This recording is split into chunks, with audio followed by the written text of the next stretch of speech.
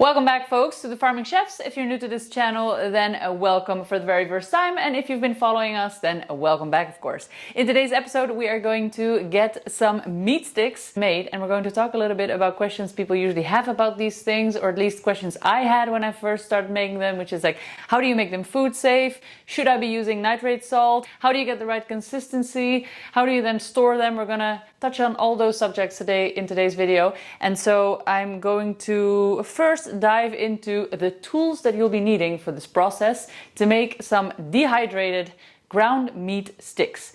Hi folks, we're Sophie and Philippe, two professional chefs and regenerative farmers on a mission to empower you to grow, cook and preserve nutrient-dense, regeneratively grown, delicious food.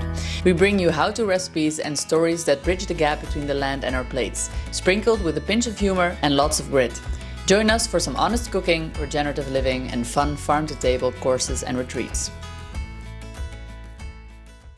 So first up, let's talk tools. What we'll be using today are some very basic tools that most people have in their kitchen. Number one, the food processor. It's going to be used in order to mix all the spices in, and you're going to need one with some, sharp blade, because something we're doing simultaneously is we are binding the protein. We need that farce, the meat mixture, to be really well mixed.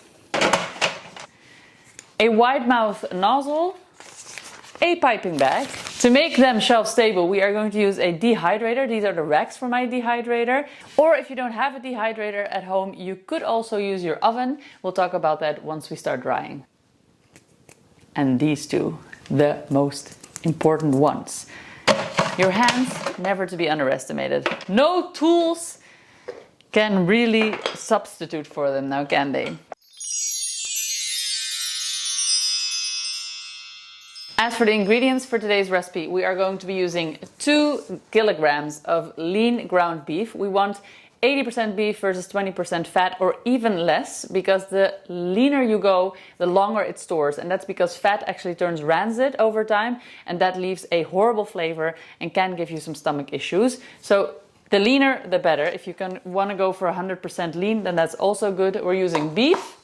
We are then going to be using our salt. This is just plain salt, so it has nothing added to it. And then we have a mixture of spices here, which we're going to get into. We have some brown sugar, we have some dried garlic powder, cumin powder, smoked red paprika powder, some tomato flakes, and our cayenne. Binding the protein in the meat for unstuffed jerky sticks is critical because it creates a strong matrix that holds the meat together without a casing. Ultimately, it ensures the final dehydrated product has a cohesive, chewy texture with a satisfying bite and evenly mixes the salt and spices in. For this bond to form well, you need to mix with the salt added to the meat from the beginning. See how this is really sticky and well combined? That's very important. Alright, let's talk food safety, shall we? Here it comes, the disclaimer. We do not use sodium nitrate or curing salt in this recipe. That's a conscious choice. As a family, we try to eat minimally processed food and nourish our relationship with the microbial world rather than sterilize everything we eat. There are trade-offs on both sides. Processed meat is associated with an increased risk of colorectal cancer and has also been associated with inflammation and changes in the gut microbiome, while preserving meat without curing salt requires careful food safety practices to prevent serious foodborne illness. This is the choice we make for our family. You need to decide what you're comfortable with. By following this recipe, you take responsibility for your own food safety decisions. Making these without curing salt requires important safety hurdles. Here are the ones we implement and are comfortable with.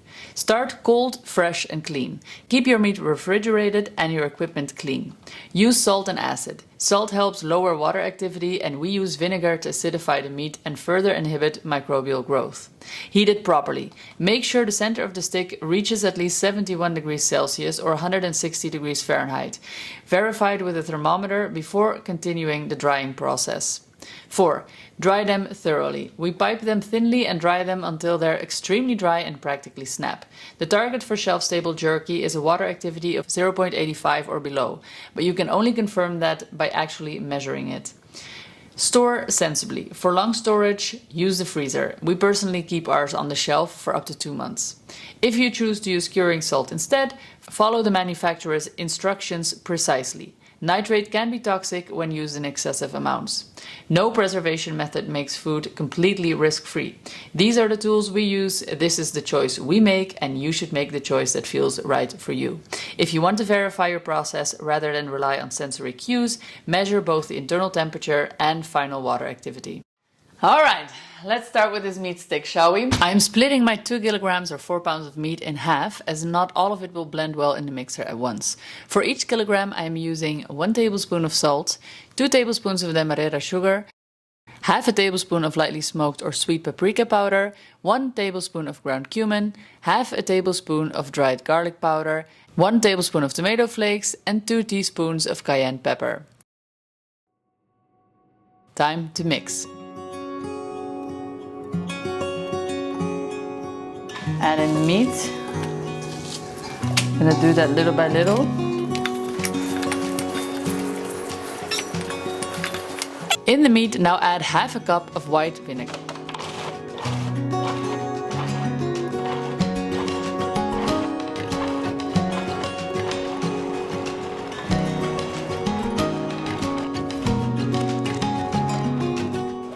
This is really sticky and like well combined. That's very important.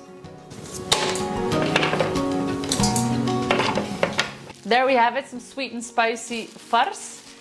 What we're gonna do now is we're gonna let this rest so that the flavors can combine. So I'm gonna put this in the fridge, cover it and put it in the fridge. Then rinse and repeat. Store this mixture in the fridge overnight or at least 3 hours.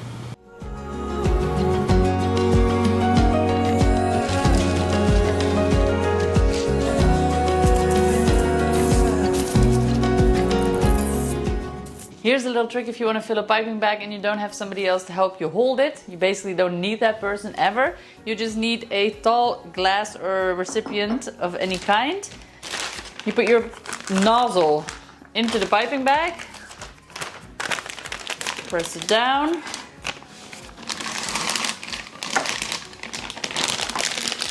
pull it over, voila, ready to fill. Just gonna drop it in.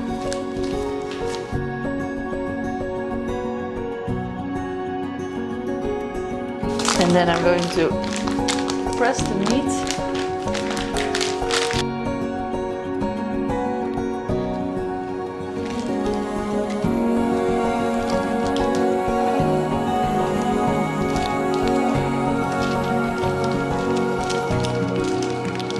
Places where it's a little bit loose, you can stick it together a little bit.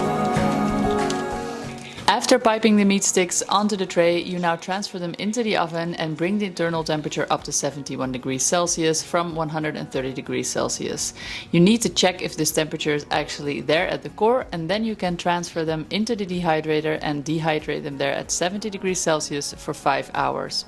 Once they are done, they should be passing the snap test, meaning you can easily break them when trying to bend them.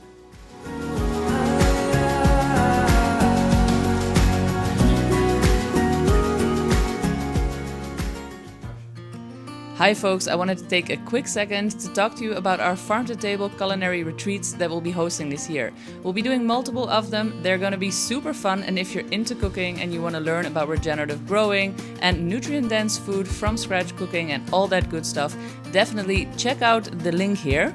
We are going to be hosting them on-site in Portugal on our farm as well as abroad, so lots of fun to be had, definitely go check it out. Back to the video.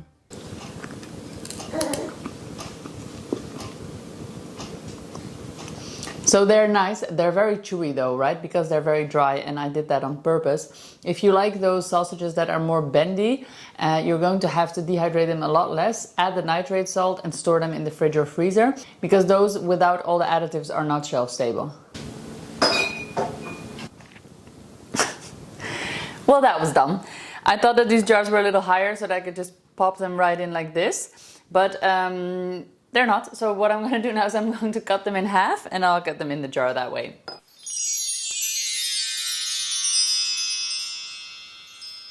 Thank you very much for watching. You can find the full recipes on our website as always, or check out one of these 2 videos to keep on watching some farm-to-table recipes. Check out our website if you want to come join us on the farm. See you on the next one, The Farming Chefs. Peace out.